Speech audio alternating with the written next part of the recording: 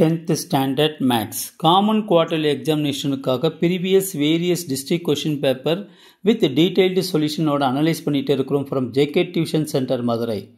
இந்த மாதிரி various district question paper நீங்கள் நல்லா தரவா பார்த்துட்டா will get more than 90% of the marks கண்டிப்பாக வாங்க முடியும் students.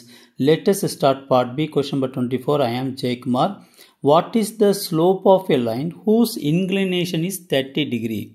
அப்போ இங்கே பாருங்களேன் here theta is equal to எவ்வளோ கொடுத்துருக்காங்க 30 degree.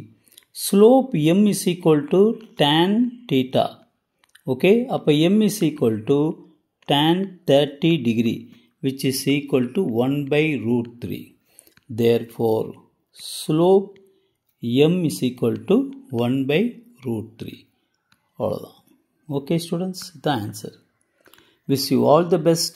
Subscribe பண்ணுங்க plus like பண்ணுங்க plus share பண்ணிட்டு பாருங்க students. Thank you.